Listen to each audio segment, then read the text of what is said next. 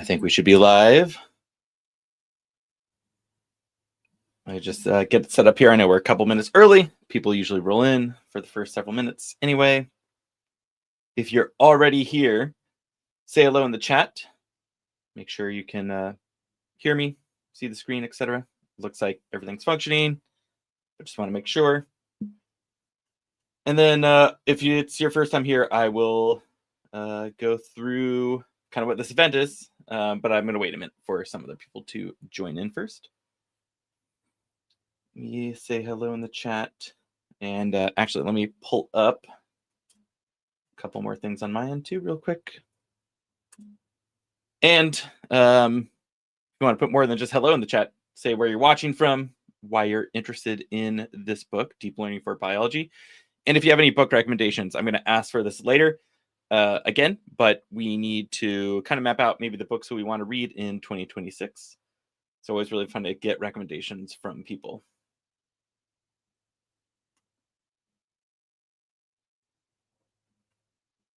And where is trying to pull up the live event on my end on LinkedIn so I can post comments there. All right. Should be good to go. Okay, and let me get the chat on.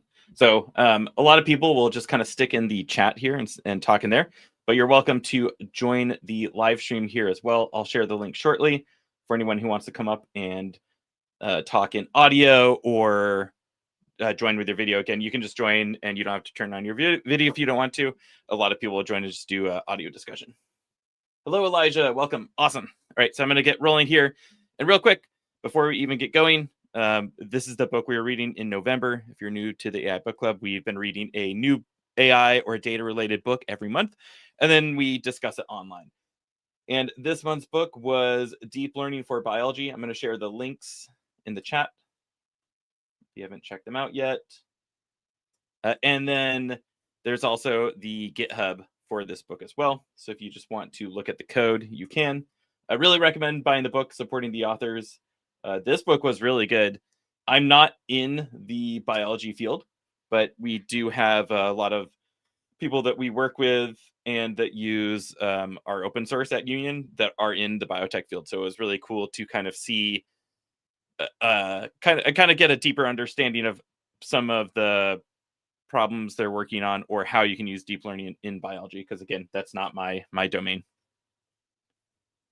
And then again, so this is the book, Deep Learning for Biology. Also, if you want to join a Slack group, it's been a little quiet in there recently, but if you want to discuss this book outside of this live chat and discuss any of the upcoming books or previous books, there's an AI reading group channel in there. Feel free to post your thoughts there as well. And then one or two more links to share is we have a GitHub page where I'm kind of keeping track of all the books, including the list from previous years. And again, 2026 will go in there shortly. And then probably a lot of you already found us on Luma. That's going to be the link where it's going to be the best place to stay subscribed to everything going on here. Just share those in the chat. And then this is where we are so far this year. We've read a book every month. November, again, is Deep Learning for Biology. December is Building Applications with AI Agents. I'm excited for this one. We've read a couple other agent books this year. Again, I haven't read this one yet, but it just got released. It's probably going to be the most up-to-date agent book. So I'm excited to dive in there. And it looks well structured. Again, I haven't read it, so I can't really fully review. But I'm excited for that one next month. And we're meeting a little earlier next month. Usually this is like the last Tuesday of every month. But next month it's on I think it's the 16th. It's in the meetup in Luma. It's going to be like 2 or 3 weeks in just because otherwise it would be on Christmas Eve or something like that. And I'm assuming people aren't going to join on that day. Even this week, I'm not sure how many people are joining because it's Thanksgiving weekend. I think quite a few people are off. So we'll see how many people end up showing up here. If not, again, I always say this and it never ends up being a shorter event, but we can always wrap up early if no one has any other like discussion pieces or not as many people show up.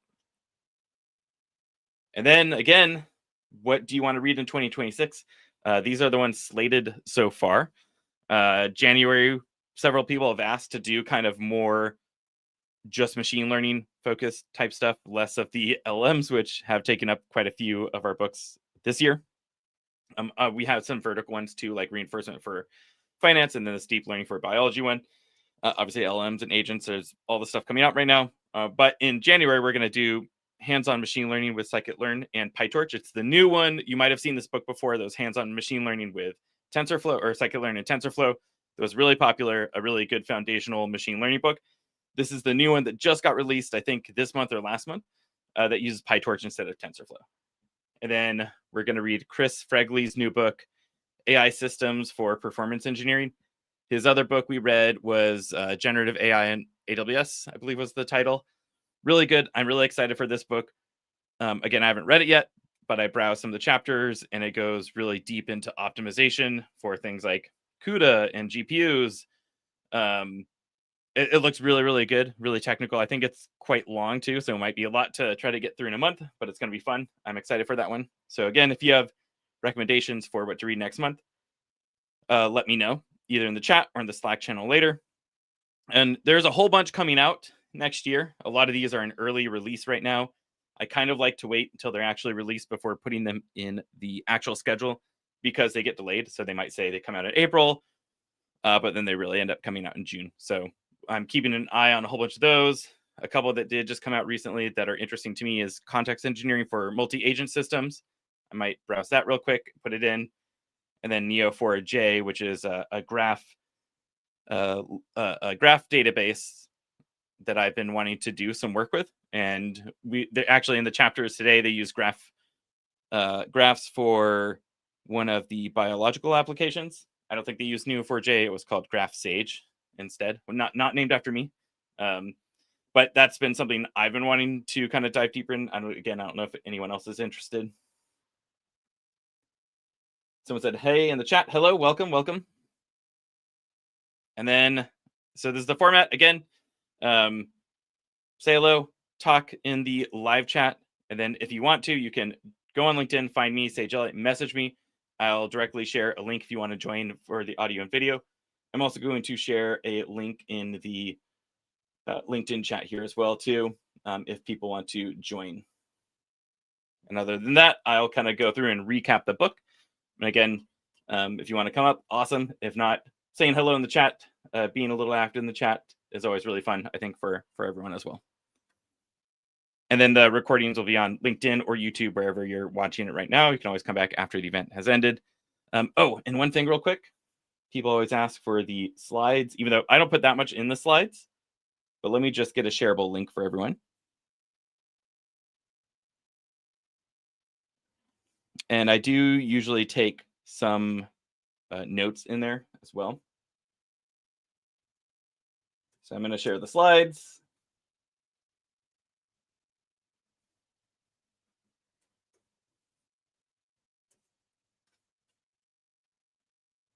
All right, shared out. You should be able to view anything. And then the last slide of it is usually where we keep notes. So if anyone has tools or stuff they bring up in the chat that are interesting, I like to kind of put them there. So the book, before we go into the chapters, again, chat hasn't been super active yet. But before we dive in, I always like to ask too, if people want to share anything, have anything to shout out. Is anyone hiring? Is anyone looking for a job? Any awesome projects that you're working on that you want to link to? We've had a lot of regulars end up coming to these, so it's been kind of a cool community that we're building. And I always want to open up for anything else awesome going on in the community. And also don't forget, you can join the Slack channel and also, share these shout outs. There's an introductions channel as well. So if you want to make a little bit more of a permanent introduction, you can do that there as well. And then one note for me is I will be at AWS reInvent next week. I don't know if anyone else is, but it's always fun to meet up with people in person at these conferences. So if you've been coming to book club and you want to say hello and talk about AI stuff, let me know. You can just reach out on LinkedIn is probably the best way, but I'll be at reInvent next week. All right, so the chapters for this book, we had introduction, we had learning the language of protein, and then 3 was learning the logic of DNA. 4 was understanding drug drug-to-drug interactions using graphs. So I talked about using graph database, and then detecting skin cancer in medical images. 6 was learning spatial organization patterns within cells. And then 7 was tips and tricks for deep learning for biology. And before I go deeper into the other chapters, I always like to also open up if anyone has anything they thought was the most interesting or that just sounds the most interesting to them. If you didn't actually read the book yet, feel free to put it in the chat. It's always kind of fun to see kind of what people thought was interesting here. I'm going to grab a sip of tea while maybe people are thinking on that.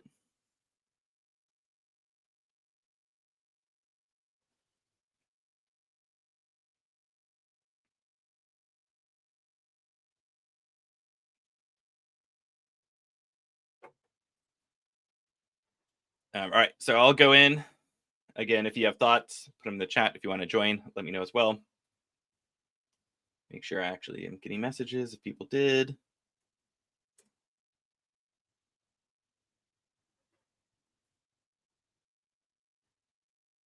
All right, so chapter 1 was an introduction chapter, talked about getting started, some technical introduction, some machine learning tips if you haven't done it before, selecting a working environment, and saying how everything in this field, both deep learning and biology, move very fast. So you should read this book, but then just keep in mind things might have changed. There might be better models out. There could be different breakthroughs in biology. So you should be looking at kind of the current news as you're referencing this, especially if it's been a year later. This came out in July, so everything's actually very recent right now.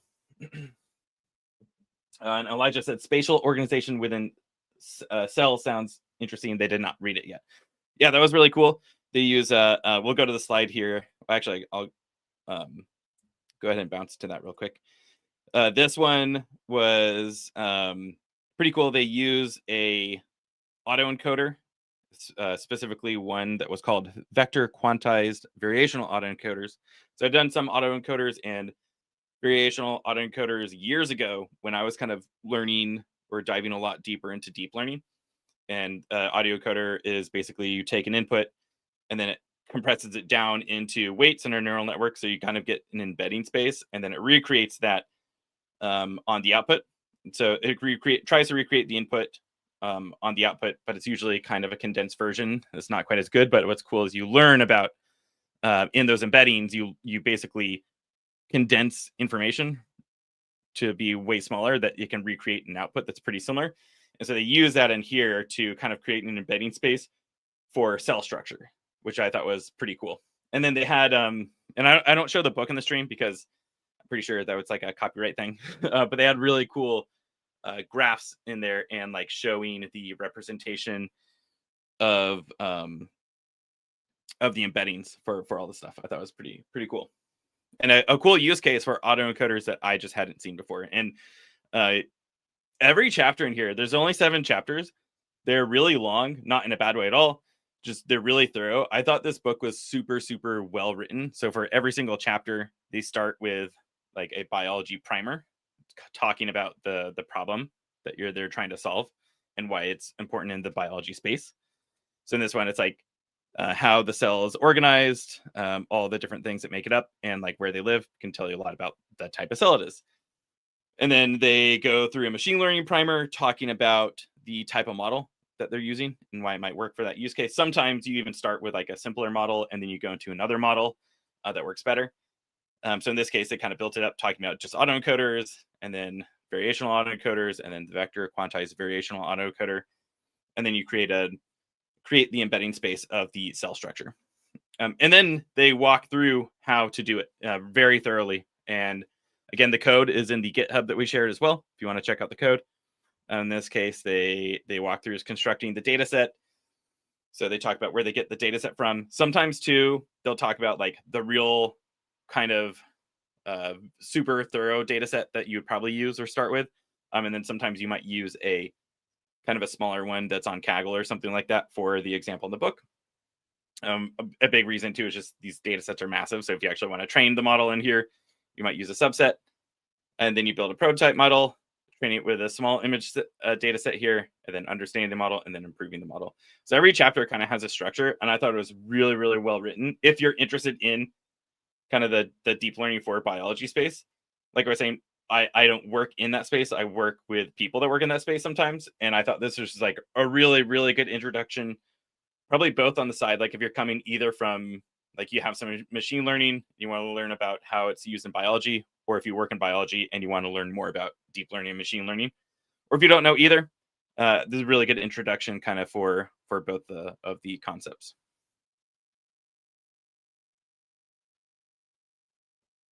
Someone said, haven't read yet. Interesting topic. Hoping to get an overview. Yeah, hopefully, again, this will be a kind of maybe a high level overview of the chapters. So we'll go into chapter 2, learning language as a protein. Again, I hadn't even like taken a biology class in, man, how long has it been? Like 12 years or something like that, probably, maybe even longer. And so it was really interesting, like stuff I totally haven't thought about in so long, like protein structures. And I was like, oh yeah, like a little bit of that was like coming back from back in my college days, and just something I hadn't thought about in so long. And it makes me want to go read like a biology book again, just because it is super interesting, how we're built and everything is built up in these like protein structures and DNA, just stuff I hadn't thought about. Super interesting. So chapter 2 talks about protein. Again, biology starts with a biology primer, talks about protein structure, predicting protein functions by looking at their structure is kind of the problem they're trying to solve here. And then a machine learning primer. They talk about large language models and embeddings. And there's models called like protein, I guess protein large models, I think is the LM, but basically they're LMs trained to predict protein functions. So it turns out LMs in this case because basically here's a protein sample down here. I don't know if you can see this very well if you're watching, but it's just a whole bunch of letters that represent types of proteins or different things like amino acids. Basically, this is just a text representation of your protein structure or of a protein structure. I think in this case, it was like insulin. But you can see how an LM can probably learn to do a really good job of deciphering this or predicting the next token that would be in this, or predicting something like the function of this protein based on what it knows about other proteins. So LMs are really good and probably the best thing for this in the protein space right now. And it talks about and then you build this example out. So you look at representations of proteins and protein LMs. Again, you prepare a data set, and then you train the model, and then it talks about like improvements and extensions for that model. And then chapter 3 was learning the logic of DNA. Again, really took me back to my biology class in college and high school. So biology primer is talking about DNA. And then I forget what TF stands for. I forget some sort of, I can actually look in the book real quick. Some sort of binding for DNA. And then the way that binding affects it basically tries to explain or predict, I think, how that cell can behave, since all your cells have the same DNA. Again, I'm not a biologist, so this is what I remember in the book. Since all your cells have the same DNA but behave very differently, one of these things is the TF bindings. I think influences that a lot. Transcription factors, I believe, is what TF stands for. Yeah. And yeah, they're transcription factors are proteins that control which genes are used, when, and in what context. But they're, again, in the same cell with the DNA. And then in this case, starts out, you build a simple model with convolutional neural networks, and then you kind of upgrade that model out of a simpler one and use transformers for this one as well, which works pretty good. You build a simple prototype using the CNN, and then you increase the complexity with, I think it was a transformer, and then in the advanced techniques, you use a different transformer or a larger transformer, I believe. And then chapter 4 was understanding drug-to-drug interactions using graphs. So again, the biology primer here was the, drugs have different interactions with each other. That's why if you're taking something, it says, don't take with this thing. There's also beneficial drug interactions, harmful drug interactions, and then there's a huge, massive kind of database of all these things. I think it's called, I have it noted there, Drug Bank. And then the machine learning primer talks about how you can use graphs to kind of understand the relationship between drugs to drugs. So if you have this database, it kind of, I think, already links to each other, and you can build a graph for that for your machine learning model to understand the relationship and how these things would react with each other. So you do selecting a model, building a data set, building a prototype, training the model, improving the model. And then in chapter 5, we do detecting skin cancer and medical images. I don't know everyone's background, but this is actually probably the most similar for some stuff I've done. I think I might have even actually done this, maybe even actually the Kaggle data set years ago as well. But the biology primer here is, what does skin cancer look like? You probably know, it looks like a mole, but a little bit different. And you can do image-based detection on it that can yield very good results. And then there's a big data set for that as well. And then in this example chapter, they use a Kaggle data set, which I think is a subset of this data set. Again, not the whole thing. And use convolutional neural networks here. That actually works very good. If you haven't used them before, they're one of the most popular types of computer vision models that do really good at classification. Again, you explore the data, build the skin cancer classification models, and then train those models. This one was, again, like I was saying, maybe a little bit more straightforward. It felt like more straightforward to me since it's stuff I had actually done before. And I used to work a lot in computer vision as well. And then 6, we already talked about this a little bit not too long ago, but just to recap it again, biology primer is spatial organization within the cell. Using autoencoders, like I was saying, to take the input of the cell, condense that information, and learn, basically get embeddings that represent the organization of the cell. And then you can plot this out in really cool graphs. And so you construct the data set, build a prototype model. So again, I think this is using the variational autoencoder, not the full vector quantized variational autoencoder. And then you train a small image data set, understand the model. Why is my camera going? Camera focus is going crazy. Understand the model, and then improving the model. And then 7, like I was saying, only 7 chapters in this book. Really dense, awesome chapters, though. Chapter 7 was tips and tricks for biology. Talks about, you should. I think a lot of this really relates to machine learning in general, and across different domains. Start simple, simplify your models, simplify your data if you can, simplify your process.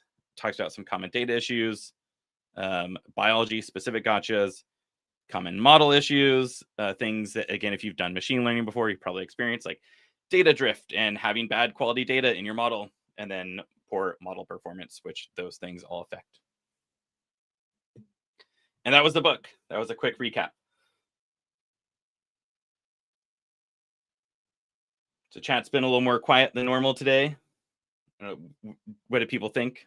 Or does that sound interesting? Again, I know also with these vertical specific ones, not everyone is as interested. I think the stuff you learn here really relates to a lot of other different domains. And I think it's interesting to dive deeper in these domains that, like, I'm personally not familiar with.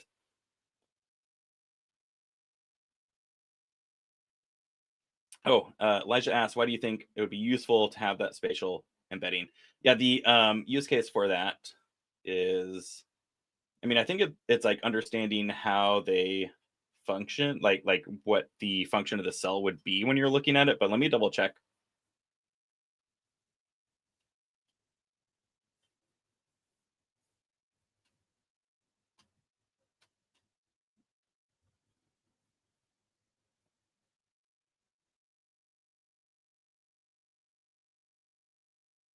And it's a common task in biology called protein localization. So let me see what the wider use cases are for this.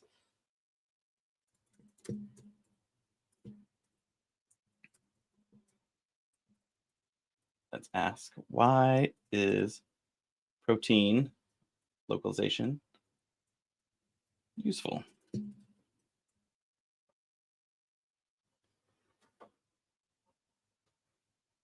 Yeah, so this is localization basically predicts the function of the cell. So I think if you're looking at cells through like a microscope or something like that, but you don't know what they are or the function in their what I guess the bean that you're looking at them from.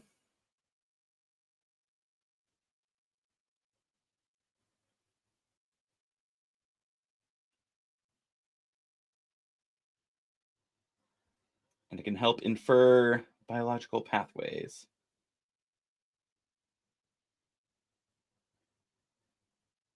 So I think you can do some experiments and then see what the structure looks like in cells, and that can give you a lot of signal on some things as well. So like if you're doing some sort of stimulus on a cell, and then you want to look at the structure of that after that, that can be a good way to capture it, is what it sounds like as well.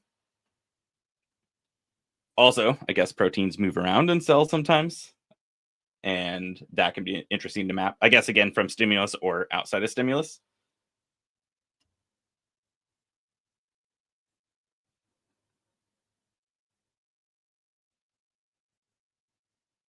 And I guess if you're for synthetic enzymes, I guess if you're creating cells and you want to make sure they map closer to other cells, that's another interesting thing. So what's how deeply is neural biology covered? I don't think really neural biology is covered in here at all. Unless if any of these chapters sound like they do to you. But it's more about like protein structures or like cell structures, like proteins, DNA does go into drug-to-drug interactions, skin cancer, the spatial organization, which we were just talking about within cells, and then that's kind of it. So no neural biology that I can think of in here. Do you work in neurobiology? I feel like it would be interesting to see what the kind of current state of the art things for that would be right now.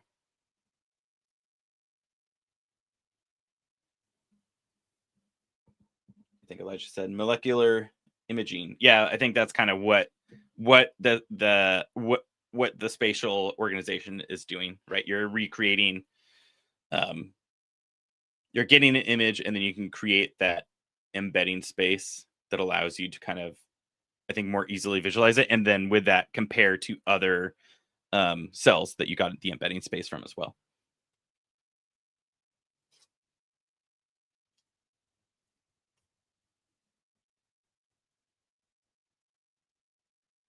Oh, I forgot they have more settings now for the chat. Let's see if there's one that looks better here.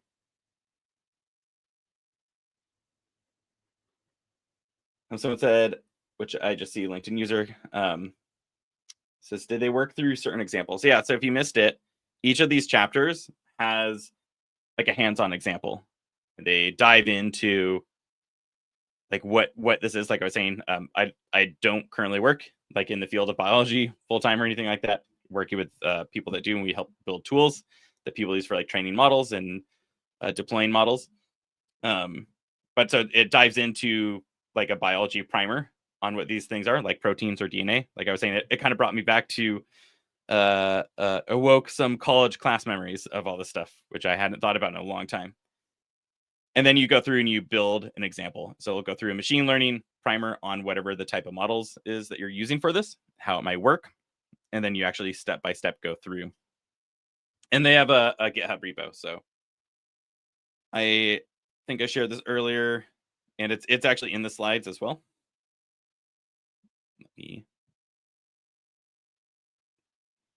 I'll share this repo again though. And so this actually has like hands-on code examples that you can run fairly easily.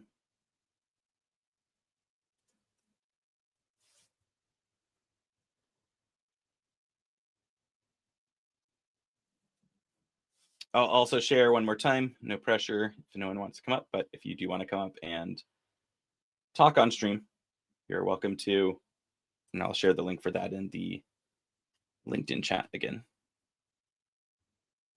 And otherwise, like I thought this might be a shorter one given that it's the Thanksgiving weekend and I wasn't sure how many people are going to show up, but I couldn't find another date for it to work for me this month. Like I was saying, next month, December, it's going to be, I think it's the second week of December that we're going to do it.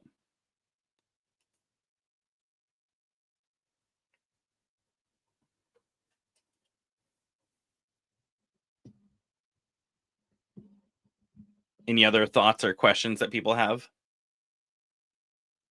I want to go through and actually, one thing I didn't mention that I thought was really fun actually is that this used in the code, Jax and Flax. Jax is um, Google's kind of, I want to say newer. I guess I don't know how new it is, but it's picking up a little bit steam now for machine learning and deep learning.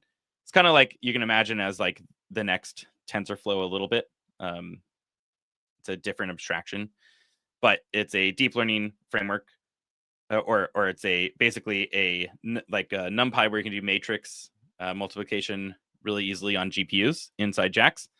And then Flax is the kind of deep learning framework around it. And so it was kind of interesting looking at code examples and here using Jax and Flax instead of something like PyTorch.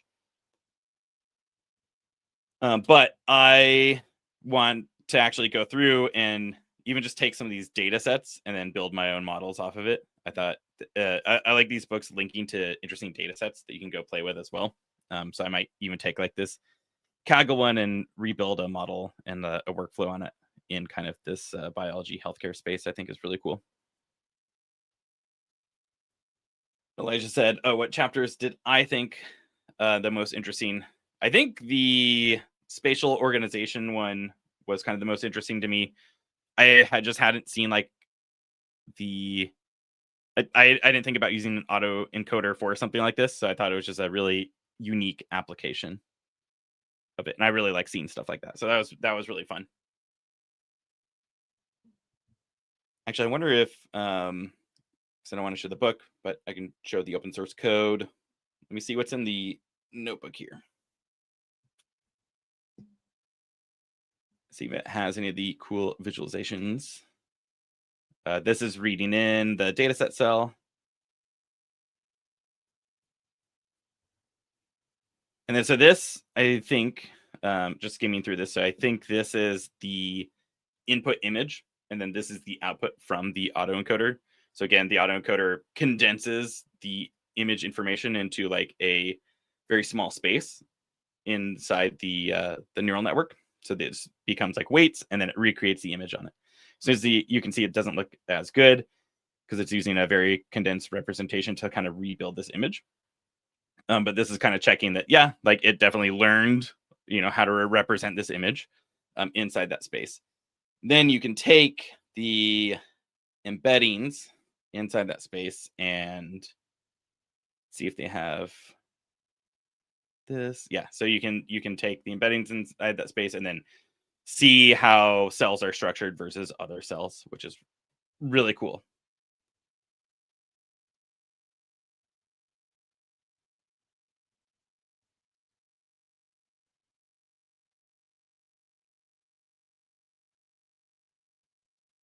So I think this is my favorite chapter. I'm a sucker for cool visualizations as well.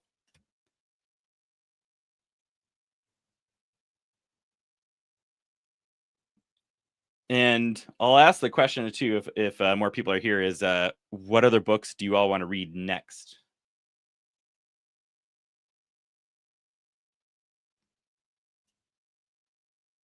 So I'd mention next month is building applications with AI agents. And then we're doing hands-on machine learning with scikit-learn and PyTorch. And we'll be doing AI system performance engineering in February. What's next after that? Or if you have themes that you want as well. And Elijah said, pure computer vision is an interesting way to do this. I wonder how it compares to chemical modeling. I don't know. Have you done chemical modeling? Or do you work in the space, Elijah? Because there might be a better way to do it, for sure.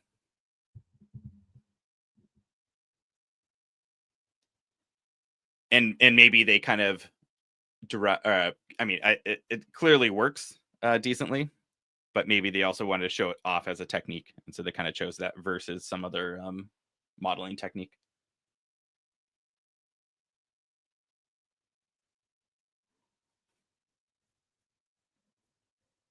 This one sounded interesting to me to potentially read next, the context engineering for multi-agent systems.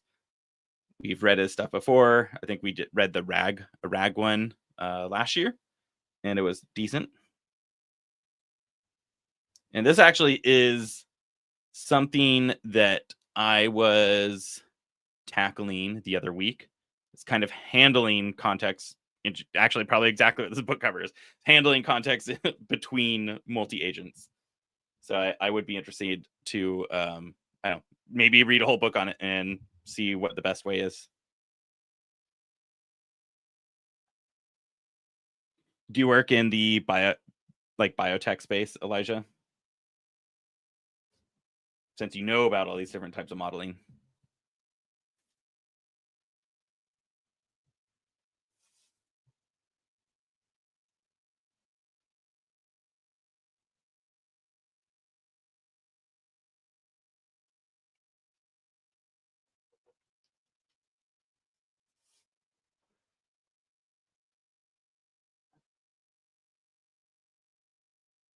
Cool. Yeah, we might, like I was saying, probably end this one a little shorter this week.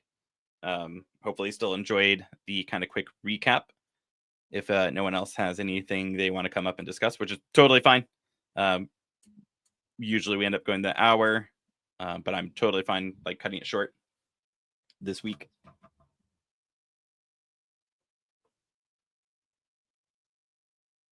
And again, if you have recommendations for what to read, or you want to chat about this later, could be this book, could be any of the previous books, join the Slack channel. Flight is the open source orchestration platform that I work on. And so it's just in that open source Slack. And then there's a AI reading group channel. Someone said, have you covered an introduction to knowledge graphs? It's in my to read. We haven't read that one. So actually, that might be a really good one as well. I had this one on my list, which was Neo4j, the definitive guide, which is a graph framework. So it probably does a lot of in there. What it says, hands-on recipes for production-ready graph implementation. But I will take a look at an introduction. Oops. Yeah, trying to copy that. An introduction to knowledge graphs. Let me find that, and I'll add it to the list. I have been wanting to dive deeper into knowledge graphs, so I'm glad someone else is on board. Let me get the link that you actually shared. Oh, cool. And Elijah actually popped up. Hey, welcome up, Elijah. Hello.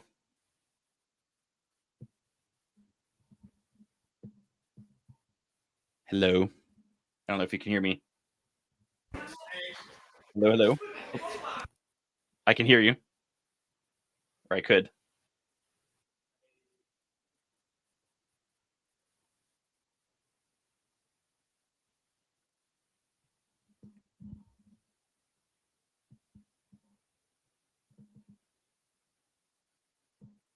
I don't know if you had anything you wanted to pop up and add.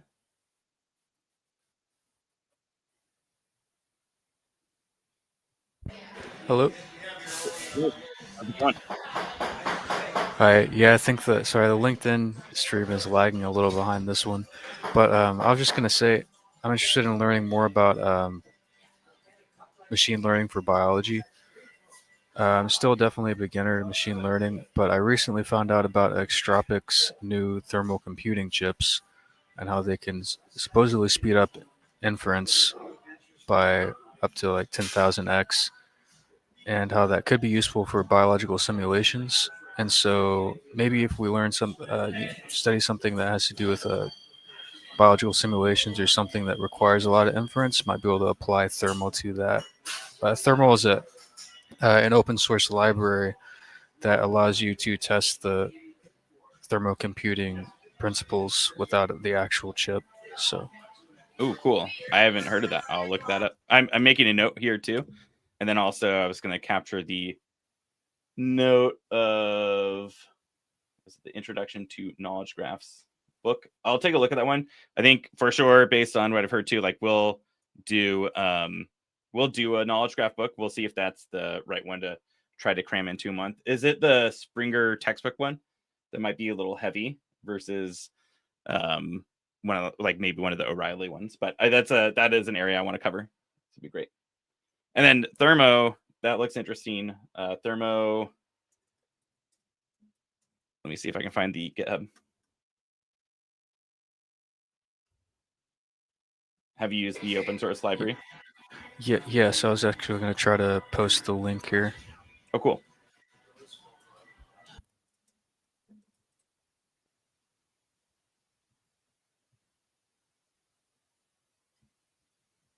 I assume it's.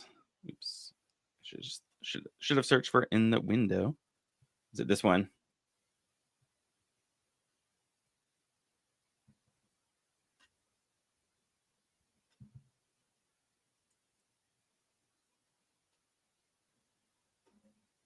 And I'll share.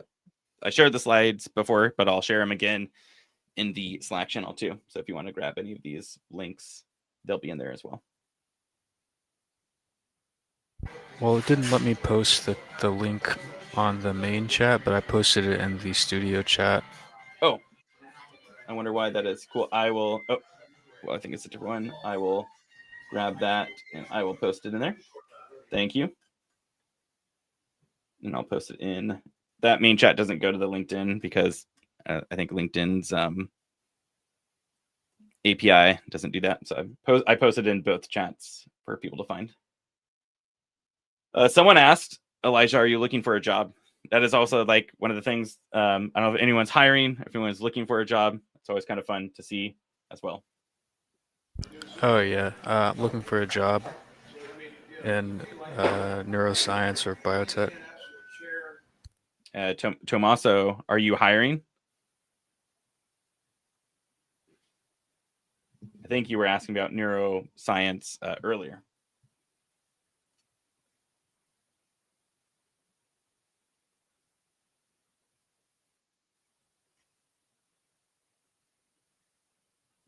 But you should connect with each other on LinkedIn as well.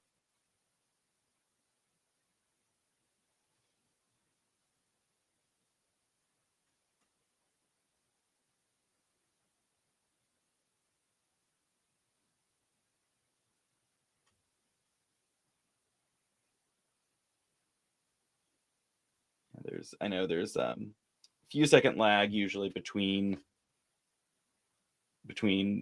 our stream here and then when it gets to LinkedIn. But yeah, if you're hiring Tommaso, definitely reach out to Elijah or post about it.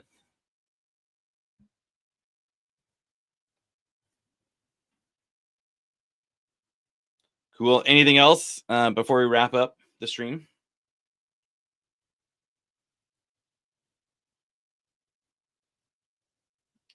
And if anyone actually finds if you're interested in more biology resources, if anyone finds another book, let me know. We can add it back into add it to the roster for next year. And then also one thing, we've talked about this before. One thing I've been toying with, and maybe we'll actually make it happen in 2026, is instead of just the book club, which I really like, and we used to meet like every week. That was just a lot to schedule, and we were reading in chunks. Now we're doing once a month. But I think it would be fun to do some sort of like paper as part of the AI reading club. Like maybe we have a week where we discuss the book. And then we also have some sort of paper discussion. I think that would be really cool. I've been reading a lot more research papers lately. And I think that might be kind of fun too. I'm not sure how that would work yet. If we vote on papers, everyone shares papers in the Slack, and then we read through them. I'm not 100% sure, but if anyone has ideas of what that would look like or what you'd want to see, let me know.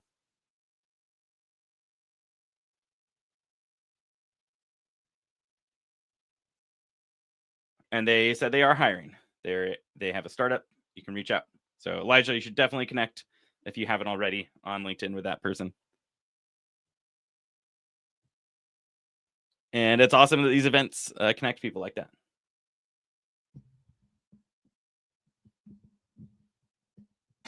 Yeah, I was trying to message in the chat, but I'll just message on LinkedIn because it's not letting me message. I don't know. Oh, interesting. I wonder if there's a setting. It used to let people put stuff in the chat. So sorry about that. I'll look at the setting for next time too.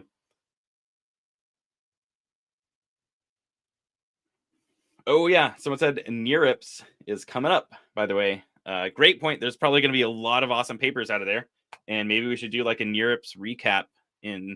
I probably won't be able to do it in December, but maybe for in January or something like that. It'd be cool to do like top papers from NeurIPS or something like that. I really want to go to NeurIPS. Has anyone gone?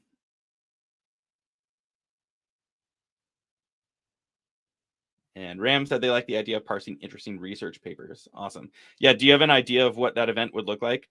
Would we all share papers, discuss it in a format like this? Curious if anyone has ideas.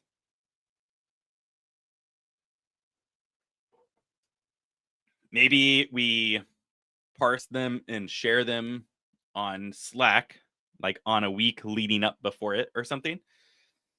And then we discuss them because we'd want some time to like probably actually read them a little bit as well, I'm guessing, like if people are sharing them. Or you come up, like if you found a paper, you can come up and talk about it. That might be interesting too. I'm going to brainstorm on it, and you all should brainstorm on it as well. Join the Slack channel or connect with me on LinkedIn, and then give me what your ideas are, because I think it would be really cool to make some form of paper reading happen next year.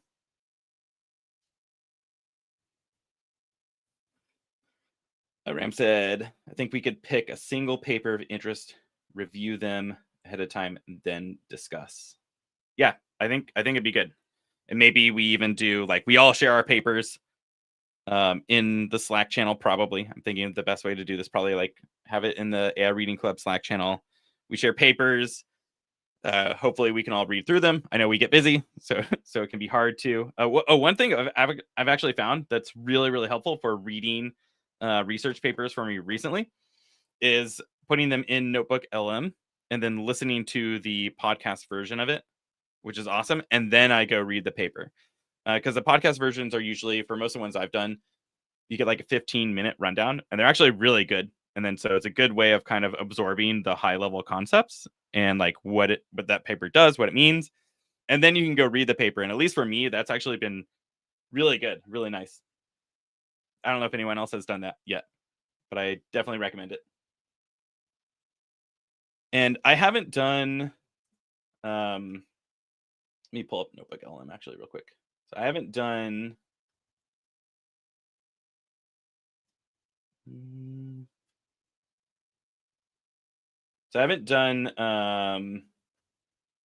kind of chatting with it, which I know you can do as well. So if you haven't used Notebook LM, you can basically create a new notebook. You can input like any resources. They make it really easy, like a YouTube video, website, Google Drive. So if you want to upload PDFs, you can. What I usually do is I just get the archive link and then paste it directly in here, just as a website link, and it'll parse the PDF just fine. And then you get this like space for it, so it gives you kind of a recap. And then, I've not even tried a video overview. I don't know what that looks like, and I haven't tried mind map either. I've only done this audio overview. If you click that, it generates a. We've already had one because I'm generating a second. It generates a audio interview, which again will usually be like 16 minutes long, and it discusses that whole paper, kind of in a podcast format. Again, I don't know if anyone's tried it. It's pretty good. I like it. But you can also do all these other things. Like I haven't even tried. I didn't even know there was flashcards. Like I'm just seeing that for the first time. I don't know if that's new.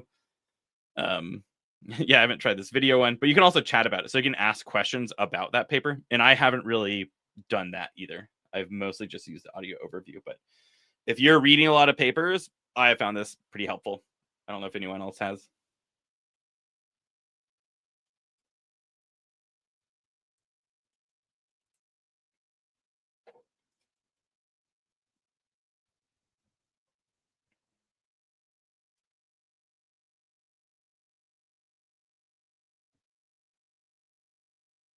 Okay, yeah. Thinking about the paper reading club, I really like the idea.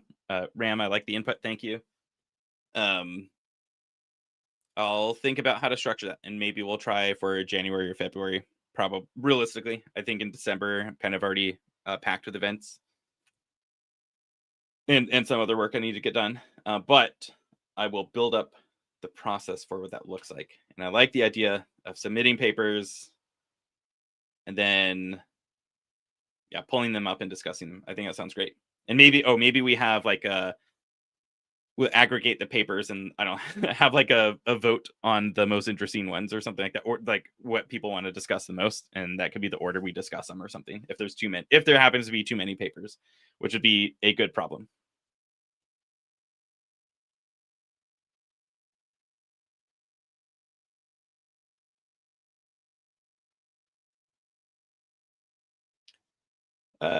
And it said notebook LM is helpful, but it can miss nuanced insights within novel research. That's why I was saying I don't count on it for my whole read through, but I do like it. Like if I'm commuting or going on a walk, sometimes I'll throw a paper in, I listen to the paper, and then I actually probably want to go read the paper. But at least for me, I found it helpful to kind of get the major points of it, and I don't kind of have my brain kind of break down the paper a little bit, and then if I want to, or usually I do, like go read the whole paper.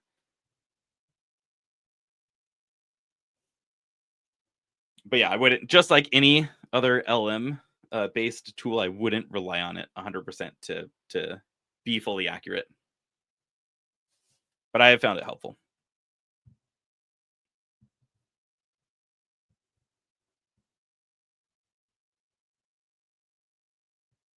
Also, another maybe helpful thing for people, or that you might find interesting if you haven't looked at it. So we probably all pull papers off of Archive. I used to use like Archive Sanity back in the day too, and Papers with Code, which Papers with Code was cool. They would link to code and papers, and then it got deprecated not that long ago. But Hugging Face kind of like came together and started a new paper section. So I don't know if anyone's looked at the new Hugging Face paper section. You can sort them by daily, weekly.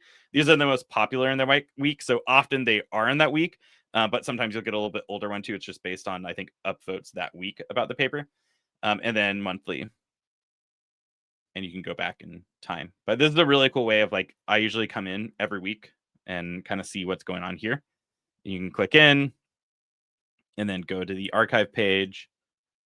And then if there's code, you can also go to the GitHub page here. Has anyone used Hugging Face papers before? Oh yeah, and Rams, I think agreeing on the Notebook LM use of just, it's a good way for prepping a mental framework. Yeah, that's a great way of looking at prepping my mental framework to digest the rest of the paper. And so it said papers that have been implemented would be good. The true test how to go from paper to code. A good point. And I think a lot of the ones on Hugging Face, I guess maybe not all of them. I know a lot of them have some implementation that you can go look at, which actually that would be really cool too, because we could read the paper and then actually also go look at an implementation. I don't think I'll make that a hard requirement for the paper discussion, but I like the idea of also looking at implementation. So doing something like that would be really cool, and we could bring up the paper, and then here is actually an example of doing it. One thing I'd love to do if I had more time was also try just implementing some of the papers, but I only have so much time in the day.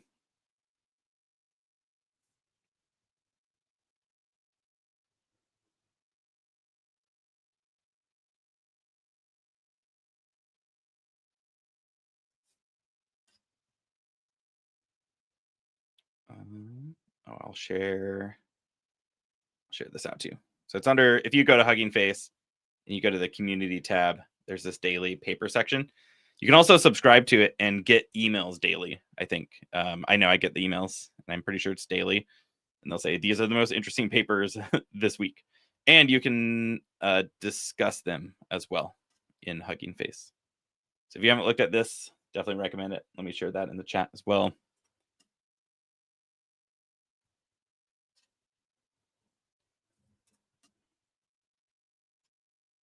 When Ram said they didn't know about the Hugging Face daily papers. One more thing to keep me from doing real work.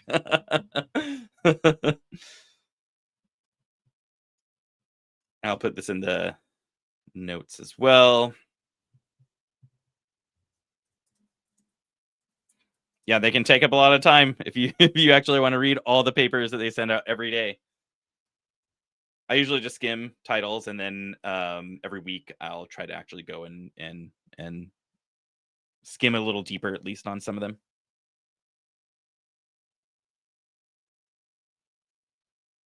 When someone said the Hugging Face Daily looks good, I think there's a Chrome extension for searching Hugging Face as well. I haven't looked at that Chrome extension. I'm not. What is the? Does that make searching for like models easier? Because I know sometimes that can be kind of hard. But they also have search any paper with AI now in here, which I haven't used. Let's see what happens. Oh yeah, this is cool. So you can look up a subject, and it'll bring up a paper. So actually, we could look at like biology and pull up papers here. Biology instructions.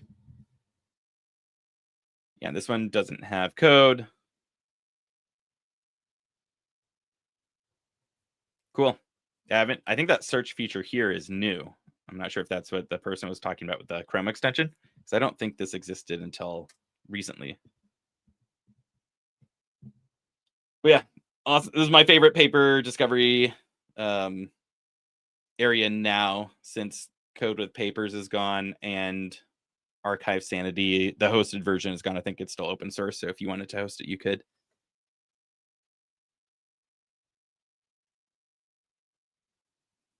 Right. So we actually are close to the hour mark now. So we ended up extending the conversation. This is really fun, talking about papers and what the paper event could look like. So I would, again, suggest either just connecting on LinkedIn or joining the Slack channel. I'll be posting about the events that we're going to do. The next one is that AI agents not in production, the AI, what is it? Applications, building applications with AI agents. This is December. Let me actually pull up the full link. This is December 16th. And I'll share the link for that as well.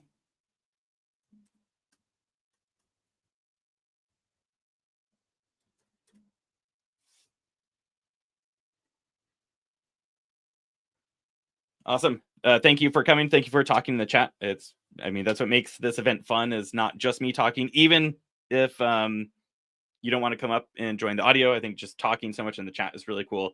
So even for papers, I think that can be really fun as well. I know not everyone wants to come up and join audio or video, so that's awesome.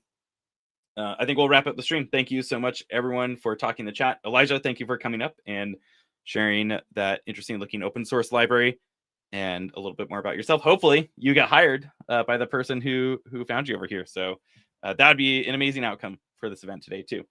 So that, I'm going to end the stream. Thank you again, everyone. It was awesome. Hopefully we'll keep talking in Slack or on LinkedIn, and I'll see you at the next event.